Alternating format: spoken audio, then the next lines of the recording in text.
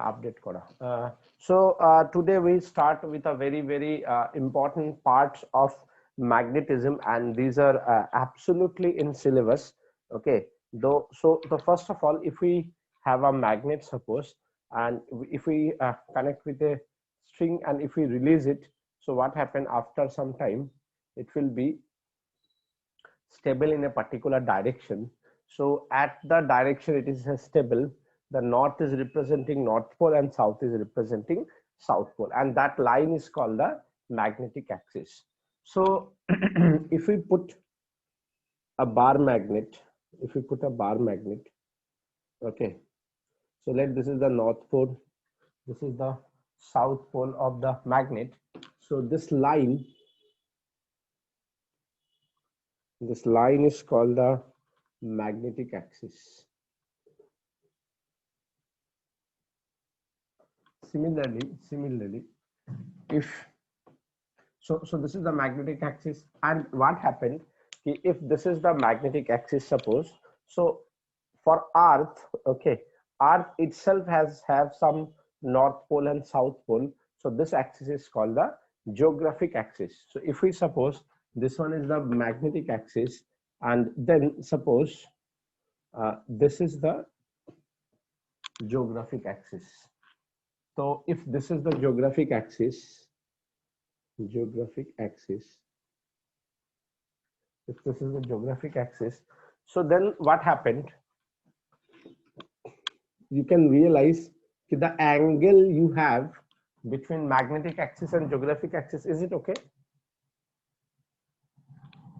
Is it okay? শুনতে পাচ্ছিস তোরা? Yes, sir. So this axis, this angle is called the magnetic declination.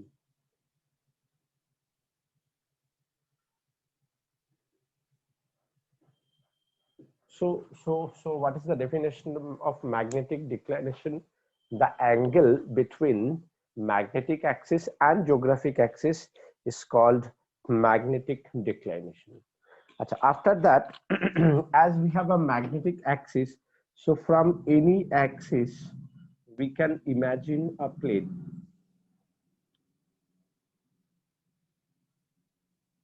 So this plane is called magnetic meridian.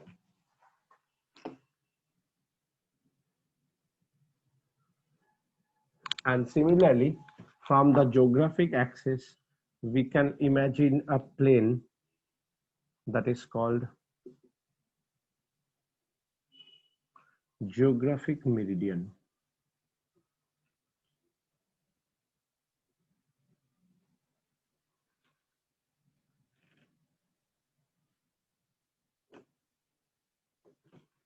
Is it okay?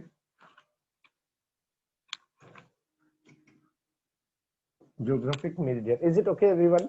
Up to this, Yes, is it okay? Sir. Yes sir. कौन बोला? खुशी. Yes, sir.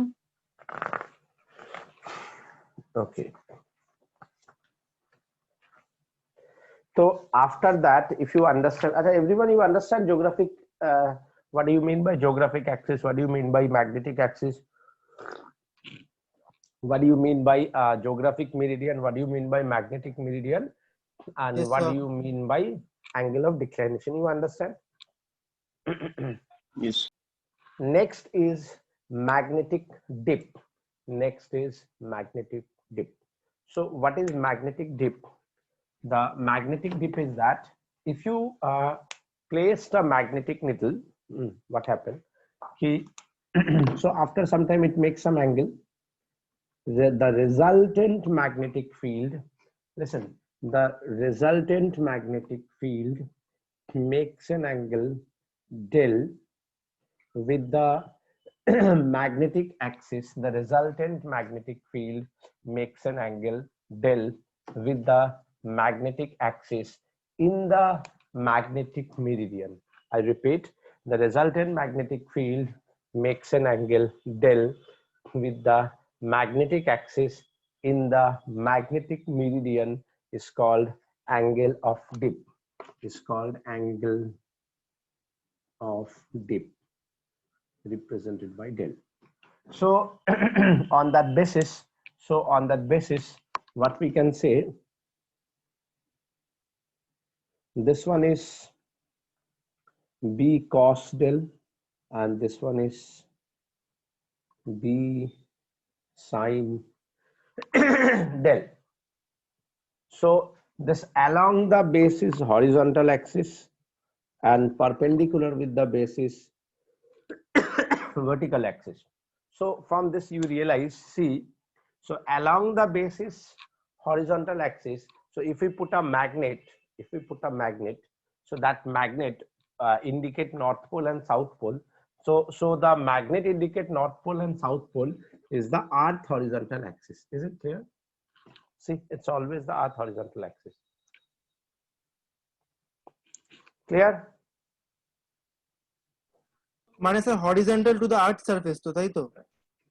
না না, magnet যেটাতে, যেই জায়গাটায় ম্যাগনেটটা, তুই একটা বার ম্যাগনেটকে রাখলি, ম্যাগনেটিক কম্পাসকে, ম্যাগনেটটা যেই অ্যাক্সিসটাকে দেখাচ্ছে সেটা হরিজন্টাল অ্যাক্সিসকে দেখাচ্ছে, ঠিক আছে? আর সেটা কি, তার মানে রেজাল্টেন্ট ম্যাগনেটিক ফিল্ড যে হচ্ছে তার সঙ্গে এটা অ্যাঙ্গেল বানাচ্ছে ডেল। তার মানে দেখ কি হচ্ছে, তার মানে horizontal magnetic field is resultant magnetic makes an angle del, and vertical magnetic field is resultant angle makes an angle sine del. So if this is equation number 1, if this is equation number 2, so dividing equation 2 by equation 1, we say vertical component by horizontal component, that is B sine del by B cos del, that is tan del. তাহলে tan del হয়ে যাচ্ছে BV by BH, so del is tan inverse BV by BH. Is it okay? Similarly if we square and adding equation 1 and 2, if we square and add equation 1 and 2,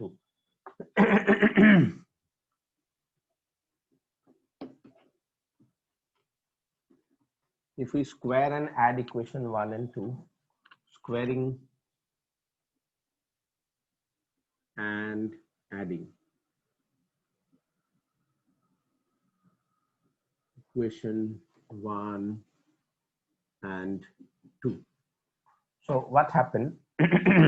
See, B of vertical square, B of horizontal square, B square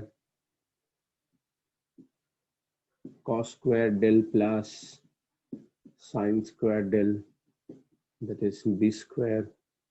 So B is equals to vertical square plus horizontal square. Okay.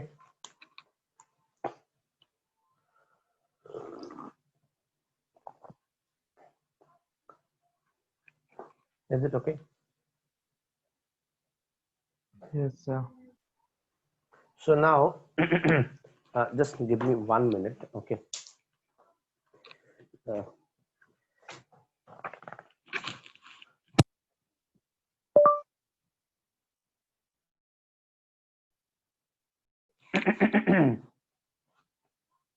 So write question number 1. If del 1 if del 1 and del 2, if del 1 and del 2 be the angle of dip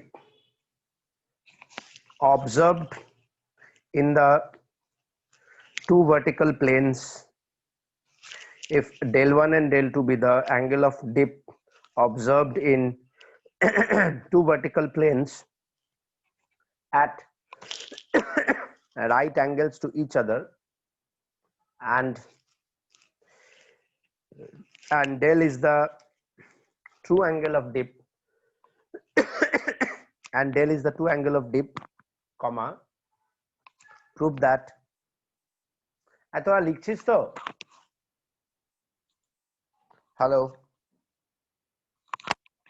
hello? Yes sir, yes sir. Prove that cot square del 1 plus cot square del 2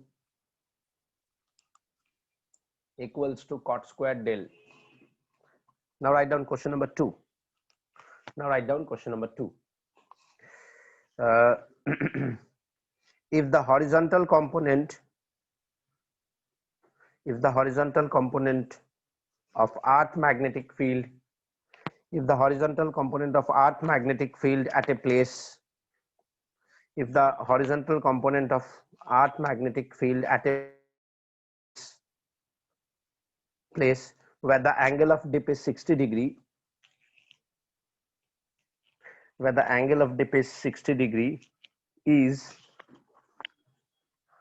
angle of dip is 60 degree, is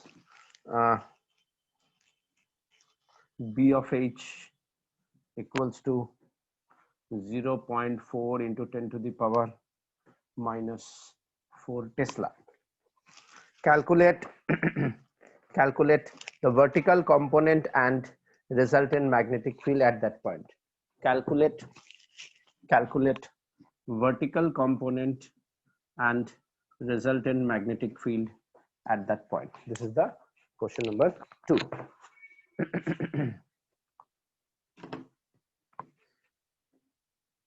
So I give you 2 minutes for that. You can try it. देखो question number 1 एक बार कोई पढ़ो. अच्छा हम ही पढ़ देता है. The question number 1 is, if del 1 and del 2 be the angle of dip observed two vertical planes right angle to each other. ठीक है, right angle to each other, and del is the true angle of dip. Prove that cot square del 1 plus cot square del 2. मतलब देखो ऐसे करके है, suppose ऐसे करके ये दो है, दिस इज वन एंगल, ये this two are the plane, they are vertically each other to each other with the angle 90 degree, और इसका बीच में ऐसे करके अगर हम देखें एक और प्लेन है ऐसे करके, चलो मानो ऐसे ले लिया, ये दो है और ये है, समझ में आ रहा है ना, ये वाला और ये वाला और बीच में ये वाला, ये दोनों एक vertical 90 degree to each other है, और इसके साथ ये है बीच वाला, ये एक्चुअल है, ये दोनों एक दूसरे के साथ 90 डिग्री है। मतलब कि अगर हम देखें ऐसे करके एक है और ऐसे करके एक है, दो है, और बीच में से ये एक है, ठीक है, ये वाला ट्रू है।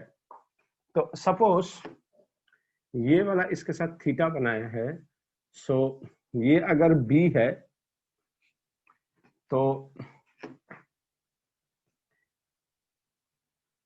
और ये वाला जो है, ये वाला बी ऑफ एच ट्रू है, और ये वाला तब क्या हो जाएगा, बी ऑफ एच वन, और ये तो 90 डिग्री नहीं हुआ, सॉरी एक मिनट,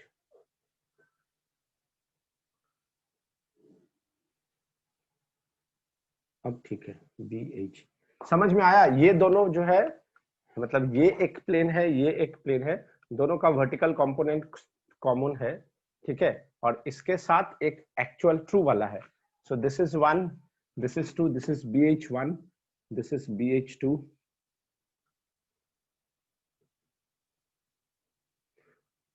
इसके साथ अगर थीटा बना रहा है, इसके साथ क्या बनाएगा 90 माइनस थीटा, और ये सबका ये है vertical component. Is it clear? This figure is clear. Everyone, this figure is clear.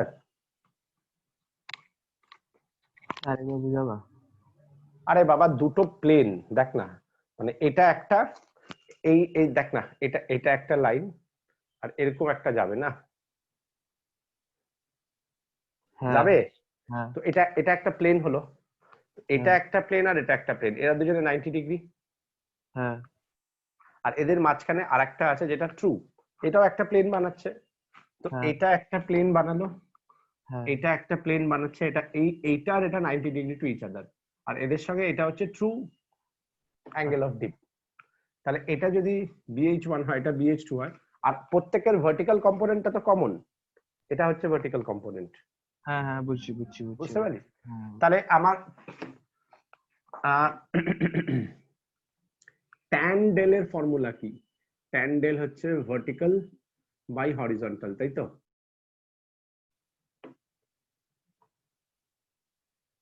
তাহলে কট ডেলের ফর্মুলা কি হবে? হরিজন্টাল বাই ভার্টিক্যাল হবে। এটা হচ্ছে ট্রু অ্যাঙ্গেল অফ ডিপ। আর দুটো প্লেন যারা পারপেন্ডিকুলার টু ইচ আদার, একটা হচ্ছে কট ডেল 1, তাহলে BH1, আর ভার্টিক্যালটা তো সবার কমন VB, আর কট ডেল 2 দ্যাট ইজ, যেটা এটা মানে এটা একটা প্লেন বানাচ্ছে, ট্রাই টু আন্ডারস্ট্যান্ড, এটা একটা প্লেন বানাচ্ছে, এটা আর একটা প্লেন বানাচ্ছে, ঠিক আছে? এবার বুঝতে পারলি? হ্যাঁ এই দুটোর মাঝখানের অ্যাঙ্গেল হচ্ছে 90 ডিগ্রি, এটা হচ্ছে 90 ডিগ্রি। তাহলে দেখ এটাও একটা প্লেন বানাচ্ছে যার ভার্টিক্যাল কম্পোনেন্ট এটাই, এটাও একটা বানাচ্ছে যার ভার্টিক্যাল কম্পোনেন্ট এটাই। তাহলে cot del 2 কত হয়ে যাচ্ছে? VH2 by VB. Now if we square cot square del 1, তো এটা কি হয়ে যাচ্ছে? আচ্ছা, এখানে আমি একটা কথা বলতে পারি যে cot del 1 that means B of H1 in terms of BH what we can write? B of H cos theta by BV can we write along the basis cos, and this one is cot del 2 what we write? B of H sin theta by BV, right?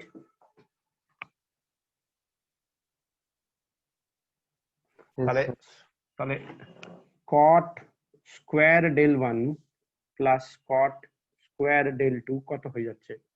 B of H cos theta by BV square plus B of H sin theta by BV square. তাহলে B of H square by BV square আমি যদি নিই cos square theta plus sin square theta কত হয়ে যাচ্ছে? that means B of H square plus B of V square. দেখ এটা কোনটা? cot, তাহলে equals to cot square del, তাহলে প্রুফ হয়ে গেল না? এটা equals to এটা।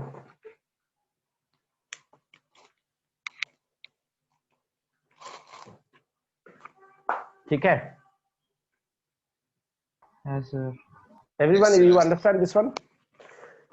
So second one to very easy question. The first one is a little bit this proof is very important. Okay, এই প্রুফটা কিন্তু দেয় boards exam এ।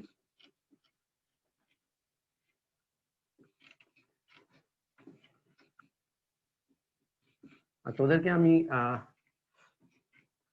ওই PDF ফাইল দিইনি না? আহা, থিটাটা কত বলেছিলাম? 60 degree. 60 degree. So that B of H, that is B cos 60 degree, is it okay? So B of H is how much? 0.4 into 10 to the power minus 4, that is B cos 60 is 1/2. So magnetic field is how much? 0.8 into 10 to the power minus 4 Tesla, and vertical component is B sin theta, so 0.8 into 10 to the power 4 sin 60 degree, sin 60 degrees √3/2, that is 0.4 into √3 into 10 to the power minus 4 Tesla. Clear?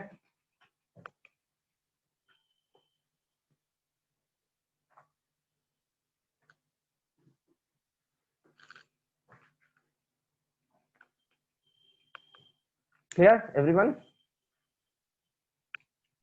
Yes, sir. Acha, next you have some definition. Next you have some definition.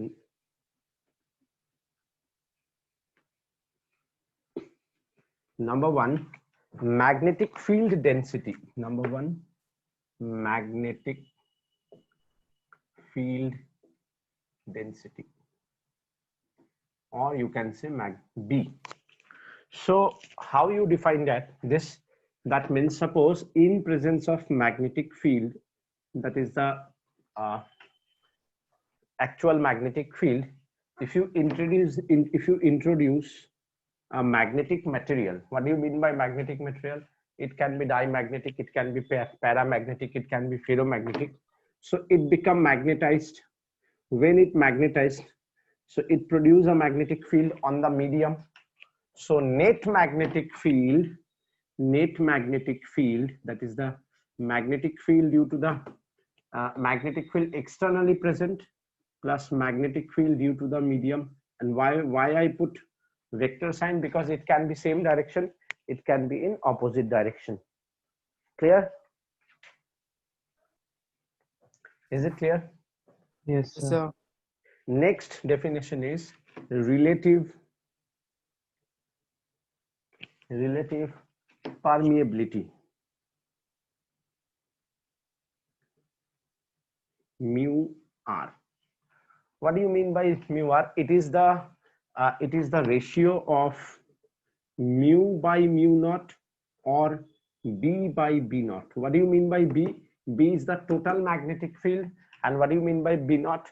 B naught is the magnetic field when no material is present, means the external magnetic field. The ratio is called mu r. Is it clear? Yes, sir. Acha. This is the relative permeability. So it is defined as the ratio of magnetic flux density produced in the material, to the flux density when the material is placed in vacuum, माने external magnetic field. Is it clear? Next is absolute permeability.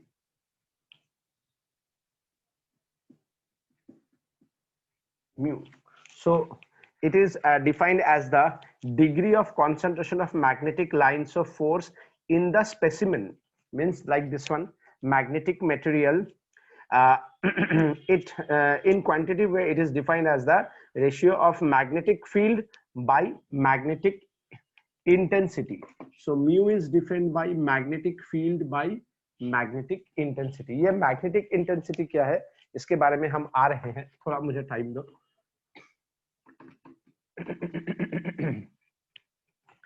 अच्छा, तो जैसे मैं इसको mu equals to B by H लिख सकता हूं, mu nought को बी नॉट बाई एच लिख सकता हूं. Is it clear? Degree of concentration of magnetic field lines. Next is intensity of magnetization. Intensity of magnetization. देखो, it is represented by the term I. क्या होता है? Suppose in presence of magnetic field, if we introduce a magnetic material, this is south pole, this is north pole, so a magnetic moment is created. So intensity of magnetization is represented as magnetic moment per unit volume.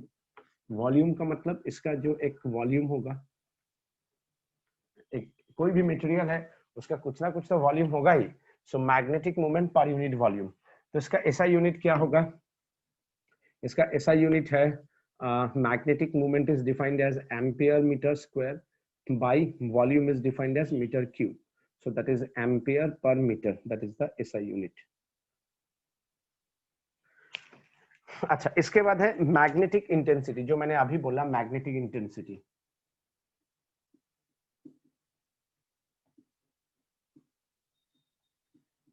which is represented by H. दो term है, एक है magnet intensity of magnetisation, एक है magnetic intensity.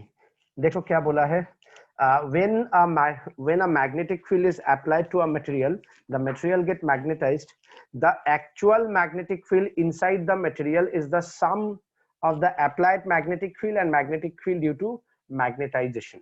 मतलब हम इसी को बोल सकते हैं कि H जो है वो टोटल मैग्नेटिक फील्ड जो जेनरेट हो रहा है. Try to understand magnetic intensity क्या है, टोटल मैग्नेटिक फील्ड जो इंट्रोड्यूस हो रहा है या जेनरेट हो रहा है, उससे अगर हम म्यू मतलब उसका जो मीडियम का जो फैक्टर है, मतलब उसको क्या कहता है, अरे इसको क्या कहता है, permeability, per unit permeability, mu.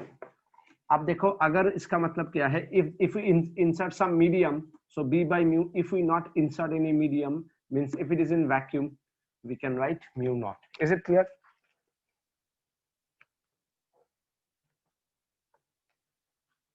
मैंने क्या बोला समझ में आया?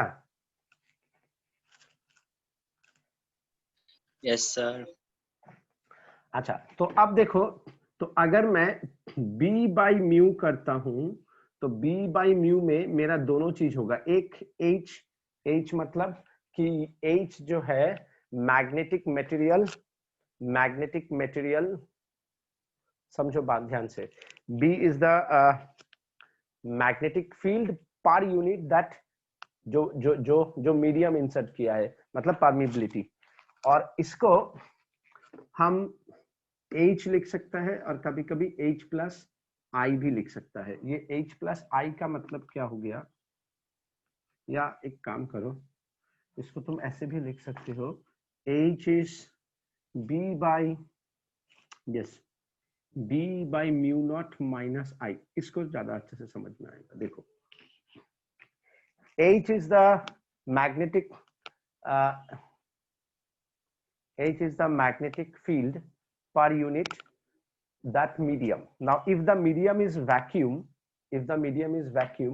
तब तो क्या हो गया, b not by mu not. लेकिन अगर वो मटेरियल प्रेजेंट है तो ये मटेरियल के लिए टोटल मैग्नेटिक फील्ड होगा, लेकिन इसका जो इंटेंसिटी है वो क्या होगा, इसका ऑपोजिट। मतलब हम इसको अगर इधर ले आएगा तो क्या हो गया, ये दोनों मिला के दिस बाई दिस हो सकता है, या इसको हम लिख सकते हैं b by mu not, that is H plus I।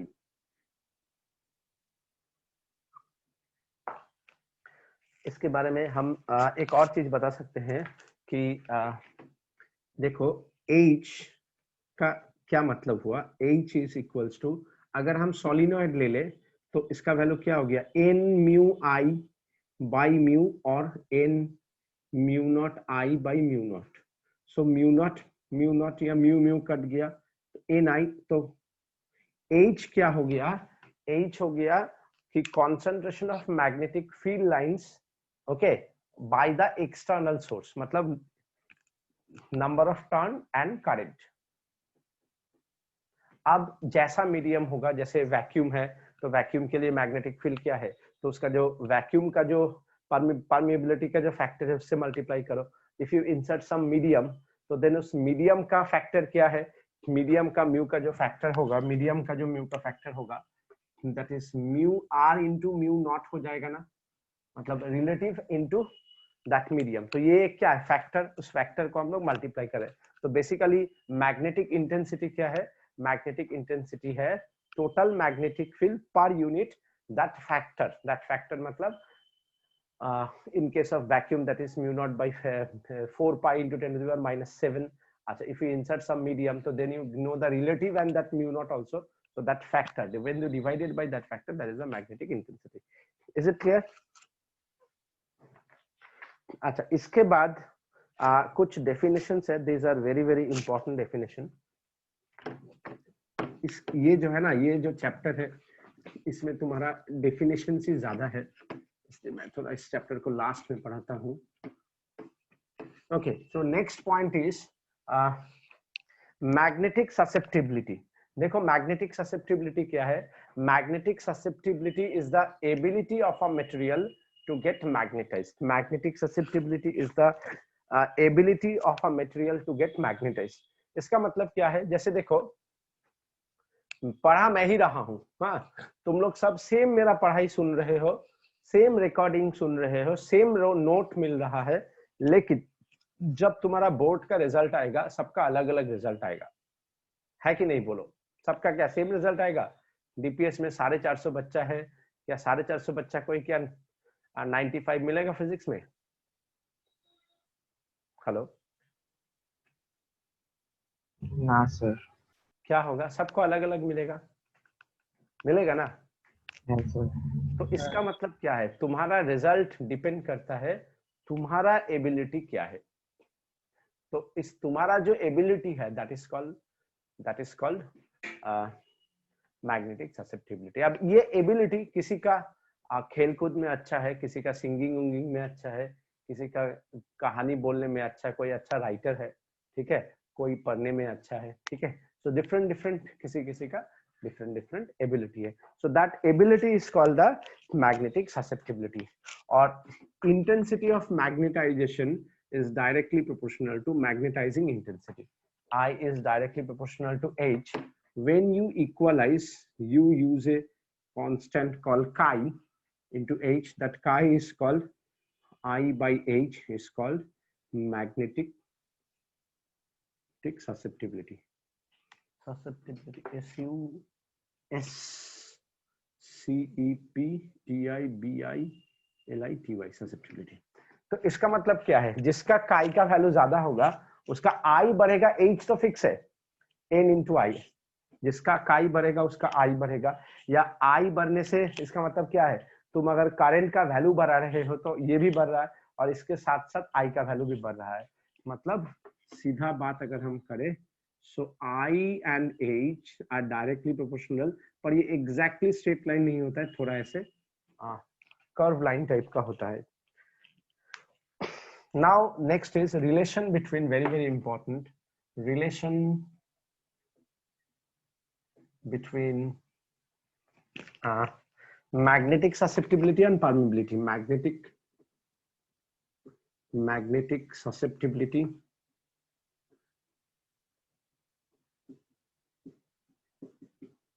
and relative permeability. तो देखो इस the relation between magnetic susceptibility and relative permeability देखो अभी थोड़ा देर पहले हम लोगों ने बोला B by mu naught that is H plus I। अगर हम इसमें से H को बाहर कर दे, so 1 plus I by H।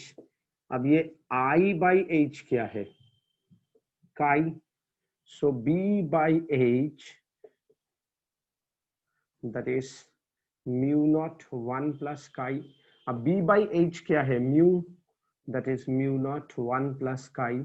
तो mu by mu naught क्या है, that is mu r, that is 1 plus chi। so ये है relation between mu r and chi। तो mu है relative और chi is the magnetic susceptibility। Similarly हम लोग इलेक्ट्रोस्टैटिक में भी ये टर्म यूज करते हैं, एप्सिलॉन r 1 plus chi। तो ये हो जाता है इलेक्ट्रोस्टैटिक ससेप्टिबिलिटी, मतलब it depend on the nature of the material. Electrostatic medium, it depend on the magnetic medium. Is it clear? Yes, sir. Acha. after that you have Curie law। after that you have Curie law। Curie law में क्या बोल रहा है, Curie law में बोल रहा है कि the magnetic susceptibility of a paramagnetic substance is inversely proportional to its absolute temperature।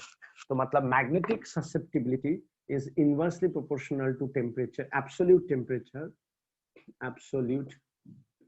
temperature for paramagnetic। तो पैरामैग्नेटिक मटेरियल में क्या होता है, magnetic susceptibility is inversely proportional to temperature. मतलब अगर हम ये ससेप्टिबिलिटी ले और ये, अच्छा इसको हम जब इक्वलाइज करते हैं तो we use a constant, that constant is called Curie constant. This Curie नाम जो आया है, C is called Curie constant. ये जो क्यूरी नाम आया है, ये क्यूरी नाम आया है CURIE ना, वही हम सोच रहे हैं CURIE। ये जो क्यूरी नाम आया है ये मैडम क्यूरी से आया है। So C is a constant called Curie constant. तो इस हिसाब से देखो दे आर इनवर्सली प्रोपोर्शनल। ठीक है, तो ये हो गया क्यूरी लॉ। इसके बाद है क्यूरी टेम्परेचर। ये है Curie law, Curie law. Next is Curie temperature. Curie temperature क्या कहता है कि क्यूरी टेम्परेचर कहता है कि for ferromagnetic material if the temperature is more than Curie temperature then the ferromagnetic material behave like paramagnetic material। is it clear कि ferromagnetic में specially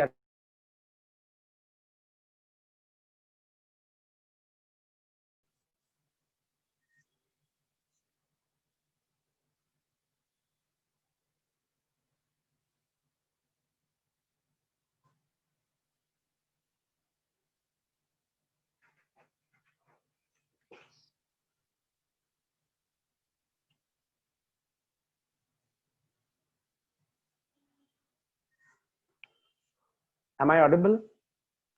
Yes, sir. Okay. Yes, sir. हाँ, तो Curie law क्या कहता है? Curie law क्या कहता है? सॉरी, क्यूरी टेम्परेचर क्या कहता है? क्यूरी टेम्परेचर ये कहता है, हाँ, क्यूरी टेम्परेचर कहता है for ferromagnetic material, I repeat, for ferromagnetic material, if the temperature of the ferromagnetic material is greater than Curie temperature, if the temperature of the ferromagnetic material is greater than Curie temperature, then ferromagnetic material behave like paramagnetic material. मतलब वो Curie ferromagnetic material का behaviour change हो जाएगा. इसका क्या मतलब हुआ? जैसे मानो मेरे पास एक आयरन है या कोबाल्ट है या निकल है, इसको हमने मैग्नेटाइज्ड कर दिया है, तो ये मैग्नेटिक मैग्नेट हो गया है. तो अब ये एक क्या कर रहा है, ऐसे करके मानो एक आयरन स्ट्रिप को ये टच करके रखा है. तो ये टच करके रखा है मतलब ये इसको अट्रैक्ट करके रखा है. इसका मतलब इसमें मैग्नेटिक प्रॉपर्टी है ना. ये मेरा मैग्नेट है और ये मेरा आयरन स्ट्रिप है, तो ये इसको टच करके रखा है, मतलब ये मैग्नेटिक प्रॉपर्टी है. अब हम इसको गर्म करना स्टार्ट किया, तो गर्म करते करते करते करते करते करते जब इसका टेम्परेचर क्यूरी टेम्परेचर से ज्यादा हो जाएगा, ये इसको क्या करेगा, टक करके छोड़ देगा. मतलब ये अपना फेरोमैग्नेटिक प्रॉपर्टी को खो चुका है. It loses its ferromagnetic property after Curie temperature. So exactly जिस टेम्परेचर पे ये छोड़ेगा उस टेम्परेचर को बोला जाता है Curie temperature. Is it clear? मतलब क्यूरी टेम्परेचर के আবার बाद কুল ডাউন হলে আবার নরমাল কন্ডিশনে হবে নাকি ওটা পার্মানেন্ট? না, আবার কুল ডাউন হলে ওটা ফেরোম্যাগনেটিক মেটেরিয়াল হলো, কিন্তু ওর ম্যাগনেটিক প্রপার্টি তো সরে গেছে, তাই তো? মানে মানে কিউরি টেম্পারেচারে ডিম্যাগনেটাইজ হয়ে যায়, তাই তো? ডিম্যাগনেটাইজ হয়ে গেল. তার মানে কি ডিম্যাগনেটাইজ হয়ে গেল মানে ওর ওর ওর ফেরোম্যাগনেটিক প্রপার্টি লুজ করলো. এবার তুই টেম্পারেচার আবার আবার তারপরে মনে করো ডিম্যাগনেটাইজ হয়ে গেল, তুই টেম্পারেচার আবার কুল ডাউন করলি, এবারও ফেরোম্যাগনেটিক, আবার ওকে ম্যাগনেটাইজ কর, ও আবার ম্যাগনেটাইজ হয়ে যাবে, আবার টেম্পারেচার দে, আবার কিউরি টেম্পারেচারে গেলে ও ম্যাগনেটিক প্রপার্টি লুজ করে যাবে. ठीक है. মানে ferromagnetic material itself, it's not a magnet. In presence of magnetic field, they are magnetized. Is it clear? Yes, sir. না হলে তো সব আয়রনই সবাইকে অ্যাট্রাক্ট করতো. আয়রন রড মানে কি অ্যাট্রাক্ট করে নাকি? আরে আয়রন রড মানে কি ম্যাগনেট নাকি? না, আয়রন কখন ম্যাগনেট হয়? হ্যাঁ, বাট তুই আয়রন দিয়ে ম্যাগনেট বানাতে পারবি তো? হ্যাঁ, তো তার মানেটা কি? তার মানে আয়রন যখন ম্যাগনেটাইজড হবে তখনও ম্যাগনেটিক হবে, তাই না? আর যদি আমি ম্যাগনেটিক প্রপার্টি সরিয়ে নিই তখন ওর ম্যাগনেটিক প্রপার্টি আর থাকলো না, তাহলে ও ডিম্যাগনেটাইজড হয়ে গেল. হ্যাঁ, তো আফটার কিউরি টেম্পারেচার ও ডিম্যাগনেটাইজড হয়ে যায়. ঠিক আছে, এই জন্য বলে যে ম্যাগনেটিক, এটা হচ্ছে প্যারা, হ্যাঁ. আর ফেরোম্যাগনেটিকে after Curie temperature, ferromagnetic material is inversely proportional to temperature. So T minus Tc. তার মানে Curie magnetic susceptibility is inversely proportional to T minus Tc. দেখ Tc এর আগে ferromagnetic material এ কোনো এফেক্ট পড়বে না, মানে ও ওর ম্যাগনেটিক প্রপার্টি থাকবে. আফটার Curie temperature ওর ম্যাগনেটিক প্রপার্টি কমতে থাকবে. বুঝতে পারলি? তাহলে chi is inversely proportional to 1 by Tc. তো এখান থেকে chi equals to c by tc. বুঝতে পারলি? কারণ এই tc এর পরে ও কি হয়ে গেল, ফেরোম্যাগনেটিক বিকাম প্যারাম্যাগনেটিক, মানে ওর মধ্যে আর কোনো ম্যাগনেটিক প্রপার্টি নেই, একদম কমে গেছে, মানে ওটা এত কম যে ধরে রাখতেই পারবে না. ক্লিয়ার? মানে ফেরোম্যাগনেট ইজ ভেরি উইকলি ম্যাগনেটাইজ, এত উইকলি ম্যাগনেটাইজ যে ওটা রিয়েলাইজই করবি না. যেমন আর্থও ম্যাগনেটাইজ, আর্থের ম্যাগনেটাইজেশনের জন্য আমরা থোড়ি রিয়েলাইজ করি যে আর্থ আমাদেরকে টানছে বা মেটেলকে আর্থ টানছে, থোড়ি মনে হয়. বুঝতে পারলি? খুব উইক হয়ে যাবে. ঠিক আছে, আচ্ছা এরপরে আচ্ছা ডাই প্যারা ফেরো তোদের সিলেবাস থেকে সরিয়ে দিয়েছে, তার কারণ ডাই প্যারা ফেরোর মধ্যে ডিফারেন্স তোরা ইয়েতে করেছিস, কেমিস্ট্রিতে করেছিস, আশা করি করেছিস না? কেমিস্ট্রি থেকে সরাই দিয়েছে। তাই? আচ্ছা আমি তাহলে তোদেরকে জাস্ট ডিফারেন্স গুলো বলে দিতে পারি, সেটা কোনো বড় ব্যাপার না. হ্যাঁ, আমি কিছু কিছু ডিফারেন্স ছোট ছোট ছোট ছোট বলছি। যেমন দেখ, diamagnetic, paramagnetic and ferromagnetic. The basic difference হচ্ছে যেটা ডাইম্যাগনেটিক, ডায়া, ঠিক আছে, ডায়া, প্যারা, ফেরো। তো ডাইম্যাগনেটিকে কি হয়, যে মানে ওরা যে ম্যাগনেটাইজড হয়, এটার কারণ হচ্ছে কি অরবিটাল মোশন অফ ইলেকট্রন। মানে এটার যে আছে আউটার মোস্ট সেলে সিঙ্গেল ইলেকট্রন থাকবে, বুঝতে পারলি, পেয়ার হবে না, আনপেয়ার্ড ইলেকট্রন থাকবে। প্যারাম্যাগনেটিক কি হয়, স্পিন রোটেশন, তার মানে ওর যে আউটার মোস্টটা পেয়ার্ড হবে। মানে এটা যদি আমি দেখি ডাইতে কি হয়, আউটার মোস্টটা আনপেয়ার্ড থাকবে, একটা বা দুটো, ঠিক আছে। প্যারাতে কি হবে, স্পিন গুলো যে আছে কমপ্লিট থাকবে, বুঝতে পারলি। ডাইতে যদি সিঙ্গেল ইলেকট্রন থাকে শুধুমাত্র, মানে ওই দুইটা সিঙ্গেলই তো। হ্যাঁ, তো মানে আমার কথা হচ্ছে এক আর ডাউন, পেয়ার হবে না, আচ্ছা বুঝলাম। বুঝতে পারলি। মানে ওভারঅল পেয়ার থাকবে না, মানে দুটো ছেলে একটা মেয়েও চলবে, দুটো ছেলে দুটো মেয়ে হবে না, বুঝতে পারলি প্রীতম? হ্যাঁ বুঝতে পারছি স্যার। তাপাদার, তাপাদার, না না, তোমার ভিডিও অফ ছিল না, আটকায় ছিল। Dia, para and now it's a ferro. Okay, so ferro में जो होता है तो देखो क्या है, इसका होगा ऑर्बिटल रोटेशन, इसका होगा स्पिन रोटेशन, और इसमें जो होता है फेरो में जो होता है that is called the domain rotation. Domain rotation, ये डोमेन रोटेशन क्या है?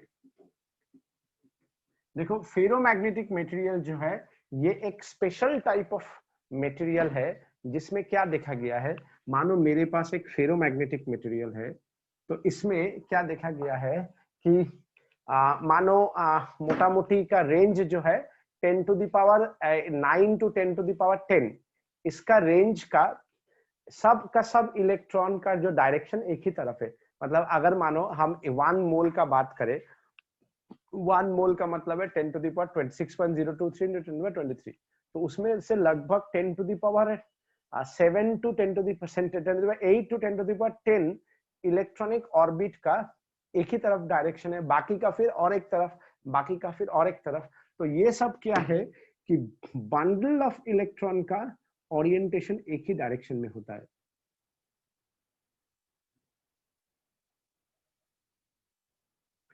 सब का सब ये ऐसे करके मानो एक पर्टिकुलर डायरेक्शन में ओरिएंटेड रहता है।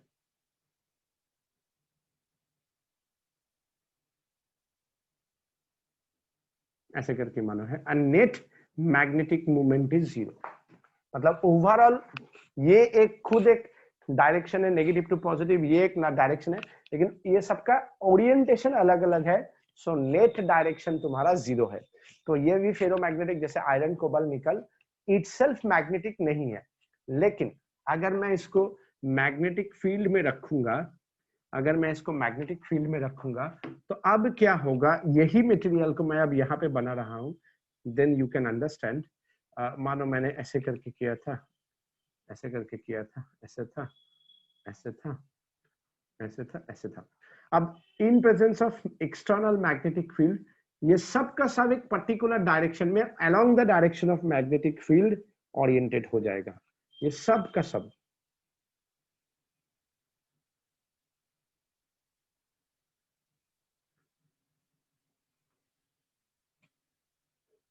तो जब ये पूरा ओरिएंटेड हो जाएगा, तो तुम समझ रहे हो ना, ये एकदम net magnetic field, net magnetic movement 0 था, अब यहाँ पे खतरनाक मैग्नेटिक मूवमेंट आ गया, मतलब काफी ज्यादा मैग्नेटिक मूवमेंट आ गया। Are you getting my point? तो इसका in the direction of magnetic field, ये पूरा का पूरा साउथ, ये पूरा का पूरा नॉर्थ। इसीलिए देखना तुम लोग जब 9-10 में या और भी लोअर क्लास में जब मैग्नेट का पढ़ते थे, तो ऐसे करके क्या दिखाता था, साउथ नॉर्थ, ये जो है in without in presence in absence of magnetic field, ये साउथ नॉर्थ, कभी नॉर्थ साउथ, ये अलग अलग करके रहता था, और नेट 0 था। ये जो साउथ नॉर्थ छोटा छोटा छोटा करके दिखाया, अलग अलग नेट 0 है, मतलब ये वाला। और इन प्रेजेंस ऑफ मैग्नेटिक फील्ड ये लगा था south north south north south north करके एक अलाइन लाइन में आ जाता है, मतलब इसका जो ओरिएंटेशन है ये चेंज होता है, इस पूरा ओरिएंटेशन का चेंज को बोला जाता है डोमेन रोटेशन। तो ये क्या है, हाईली मैग्नेटाइज्ड। समझ में आया? अच्छा, सेकंड वाला जो बात है डाई पैरा एंड फेरो में, इन प्रेजेंस ऑफ मैग्नेटिक फील्ड अगर हम इन presence of magnetic field, external magnetic field, if we introduce a diamagnetic material, if we introduce a diamagnetic material feebly magnetized, मतलब जो वो मटेरियल है वो हल्का सा मैग्नेटाइज्ड होगा पर in the opposite direction of magnetic field. Is it clear? Is it clear? Yes, sir. Paramagnetic में क्या होगा, in presence of magnetic field, if we introduce a paramagnetic material feebly magnetized but in the direction of magnetic field, मतलब paramagnetic material में अगर तुम magnetic field को डालोगे तुम्हारा नेट मैग्नेटिक फील्ड हल्का सा बढ़ेगा, और अगर डाई में रखोगे तो नेट मैग्नेटिक फील्ड जो इंट्रोड्यूस किया था उससे हल्का सा कम जाएगा। तो हल्का सा मतलब मानो मैंने बोला इसका वैल्यू 100 टेस्ला है, just I give you a example, तो ये शायद 98 टेस्ला हो गया। अब नेट यहाँ पे जो है नेट 102 टेस्ला हो गया। समझा? ये हल्का सा बढ़ गया और ये हल्का सा घट गया। Is it clear? और फेरोमैग्नेटिक Yes, मटेरियल sir. में क्या है, in presence of magnetic field, ठीक है, if we introduce a ferromagnetic material, ये हाईली मैग्नेटाइज्ड, मतलब ये मानो तुम्हारा 100 था, अब ये हो गया 10,000 Tesla. Try to understand what I want to say. So in presence of diamagnetic, in presence of magnetic field, if we introduce a diamagnetic material, then what happened? कि material become feebly magnetized in the opposite direction. Para में क्या होगा, feebly magnetized on the direction, and फेरो में क्या होगा, highly magnetized on the direction. अच्छा, अगर हम इसका I and M का कर्व देखेंगे, I and M का कर्व देखेंगे तो ये नेगेटिव, क्योंकि मैग्नेटिक मोमेंट उल्टा साइड में होगा। इसका और इसका अगर देखेंगे I and M का, ये हो गया positive, but the value is very less, और अगर इसमें देखेंगे I and M का, ये काफी हाई होता है एंड पॉजिटिव। अच्छा, इसके अगर हम susceptibility and temperature का बात करें, it is independent of temperature, ये जो है inversely proportional to temperature, और ये जो है after Curie temperature inversely proportional to temperature. Is it understand? Because after Curie temperature it behave like a paramagnetic material. Is it clear? Yes, Everyone, sir. is it clear? अच्छा, इसके बाद देखो, अगर हम ससेप्टिबिलिटी का बात करेंगे, अगर हम ससेप्टिबिलिटी का बात करेंगे, very small, very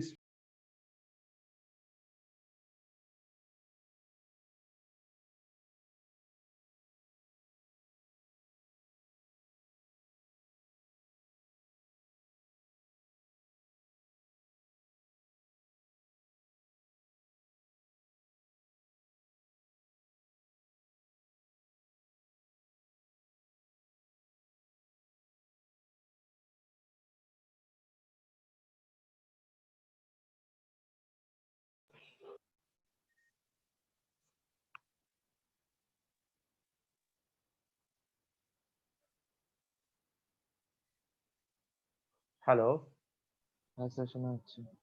Yes, sir. हाँ, तो काई इज सॉरी,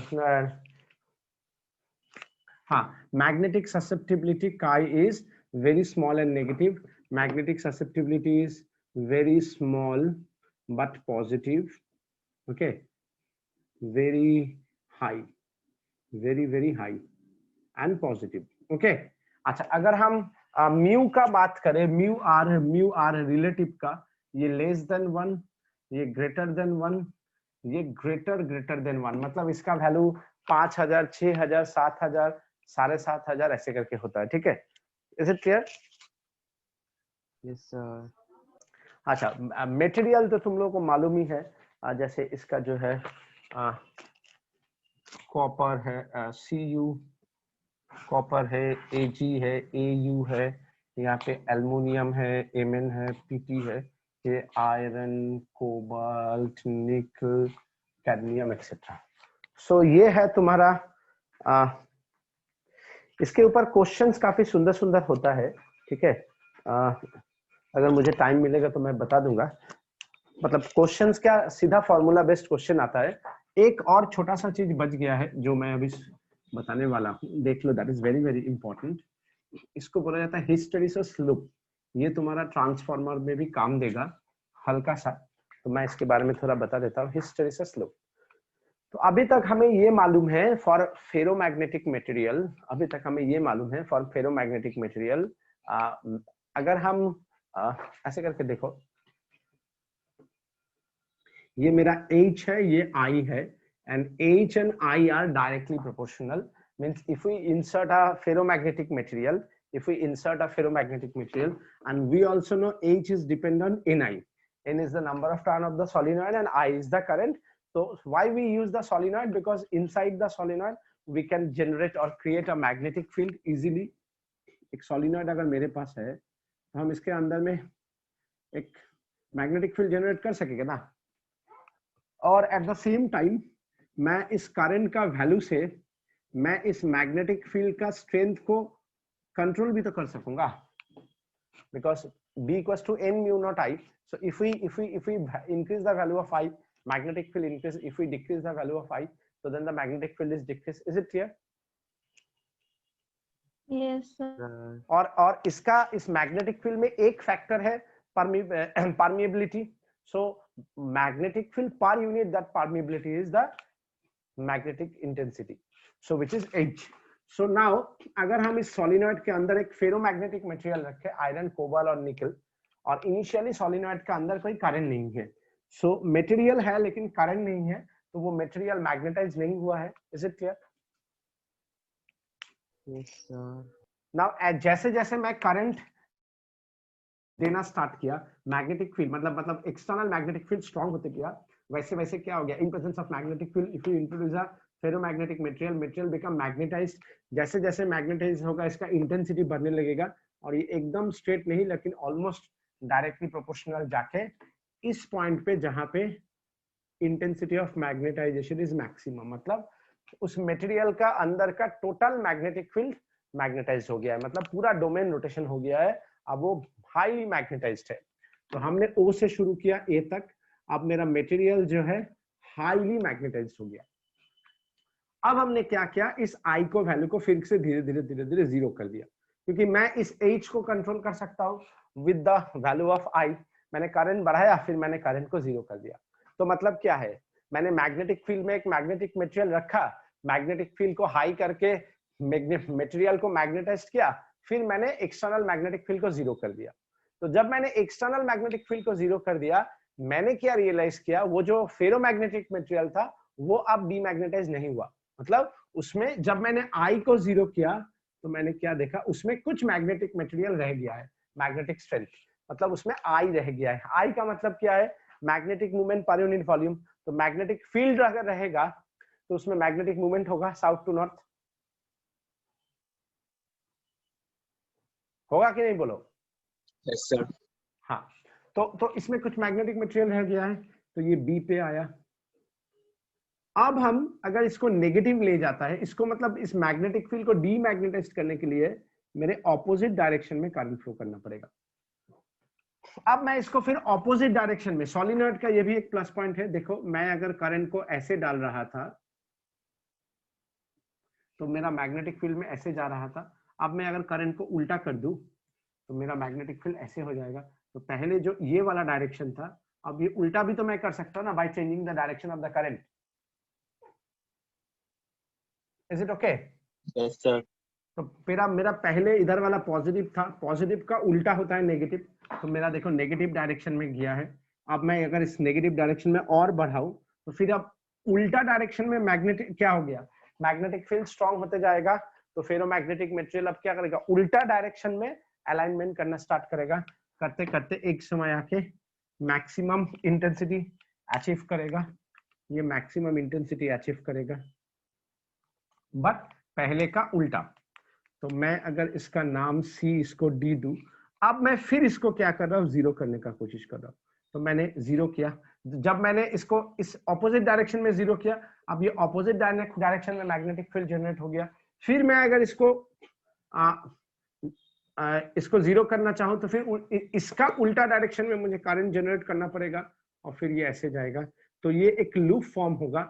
ये लूप का एरिया जितना ज्यादा होगा उसका उतना ज्यादा एनर्जी लगेगा उसको डीमैग्नेटाइज करने के लिए। और इसके ऊपर मेरे पास एक बहुत ही अच्छा एक स्टोरी है, ठीक है, and that story is dedicated to Pritam and Pritam and Ankush. Okay, that story is dedicated to Pritam and Ankush. ठीक है, तो the story is that मैं इसको by using soft iron हम लोग क्या कर सकते हैं कि easily इसको डीमैग्नेटाइज कर सकते हैं। तो ये एरिया ऑफ द ग्राफ जितना कम होगा, ये एरिया ऑफ द ग्राफ जितना कम होगा उसका उतना ज्यादा लॉस कम होगा। इन टर्म्स ऑफ, तुम पढ़ाई लिखाई बोल सकते हो, इन टर्म्स ऑफ मैग्नेटिक बोल सकते हो। और यही चीज ट्रांसफॉर्मर में भी यूज होता है। तो ट्रांसफॉर्मर से हमें क्या करना है, हमें उसका लॉस कम करवाना है, मतलब हमें ऐसा चीज लेना है कि जिससे वो ये ग्राफ कम हो, इसलिए हम लोग सॉफ्ट आयरन लेते हैं। और कहीं कहीं पे ऐसा है कि अगर मुझे ज्यादा मैग्नेटिक फील्ड चाहिए और इजीली डीमैग्नेटाइज ना हो तो मुझे परमानेंट मैग्नेट चाहिए, मतलब स्टील, जिसमें क्या होगा, ये जो गैप है ये काफी ज्यादा होता है। मतलब अगर OC and OB very high तो ये हो गया steel, that is permanent magnet. और OC एंड OB लेस तो इसको बोला जाता है temporary magnet. Okay, temporary, less temporary magnet. Example है सॉफ्ट आयरन। और इसको बोला जाता है, दिस OB को बोला जाता है कोरेसिव फोर्स। एक मिनट इसको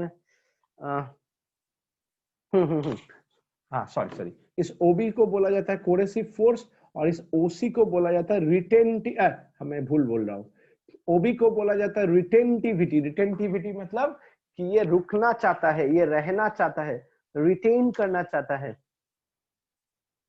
ठीक है। So this OB is the retentivity and OC is the coercive force, जिससे उसको डीमैग्नेटाइज तुम कर रहे हो।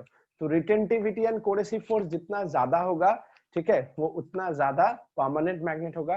रिटेंटिविटी एंड कोरेसिव फोर्स जितना कम होगा वो उतना इजीली डीमैग्नेटाइज होगा, मतलब टेम्पोररी मैग्नेट होगा। स्पेशली दिस कोरेसिव फोर्स, मतलब कभी कभी ऐसे करके देता है, देखना ये काफी शार्प है, ओके, लेकिन ये गैप काफी कम है, तो ये जो है ये है टेम्पोररी मैग्नेट।